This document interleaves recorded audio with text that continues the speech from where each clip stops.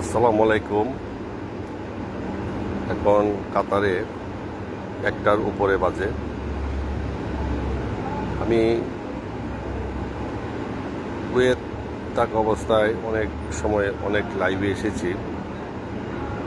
কাতারে সেভাবে আমি লাইভে আসি না, শুধু এখন একটা বিষয়ে আমি আসতে ইচ্ছা পোষণ করছি।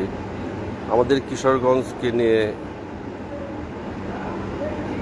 ময়মনসিংহ বিভাগে দেওয়ার যে বিষয়টি উত্থাপিত হয়েছে তা গ্রহণযোগ্য বলে আমি মনে করি না।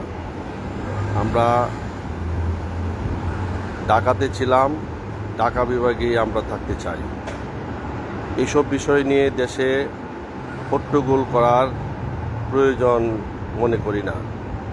যেগুলি নিয়ে কথা বলা দরকার সেগুলি নিয়ে কারোর মাথা ব্যথা নেই।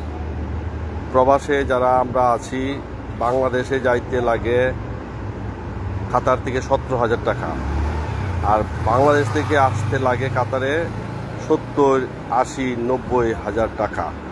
এইসব না দেখে বিভাগ করা, এই করা সেই করা কি দরকার? আসল কাজের হাত দেন, জনগণের উন্নয়নে চিন্তা করুন। আমরা যারা প্রবাসী আছি তাদেরকে নিয়ে একটু ভাবুন, আমরা যাতে করে একটু সহজভাবে দেশে যাওয়া আসা করতে পারি সেই বিষয়ে আপনারা সবাই লক্ষ্য রাখুন। সবাই ভালো থাকুন, সুস্থ থাকুন। আসসালামু আলাইকুম।